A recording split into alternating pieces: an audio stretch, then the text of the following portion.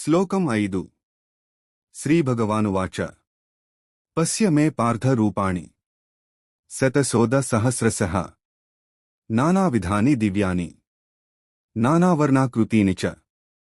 ఓ పార్థ, వందల కొద్దీ వేల కొద్దీ ఉన్న నా అనేక దివ్య రూపాలను చూడు.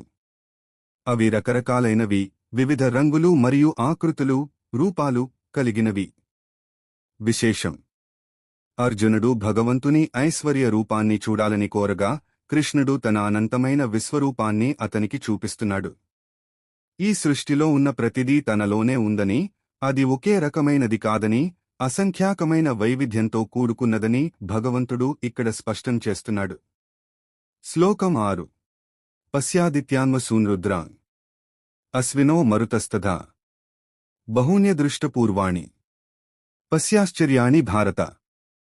ఓ భరతవంశీయుడవైన అర్జున, నాయందు 12 మంది ఆదిత్యులను, 8 మంది వసువులను, 11 మంది రుద్రులను, 2 అశ్విని దేవతలను మరియు మరుత్తులను చూడు.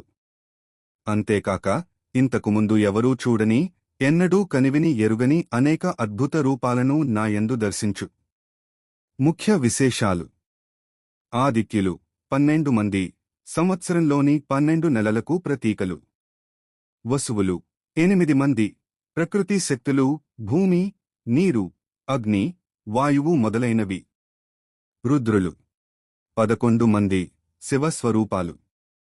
అశ్విని దేవతలు 2 మంది, దేవతా వైద్యులు. మరుత్తులు 49 మంది, వాయుదేవతలు. అర్జునుడికి లభించిన ఈ దివ్యదృష్టి ద్వారా సాధారణ మానవ నేత్రాలకు సాధ్యం కాని అనంతమైన కాలగమనాన్ని, ప్రకృతి శక్తులను ఒకేచోట చూసే భాగ్యం కలిగింది.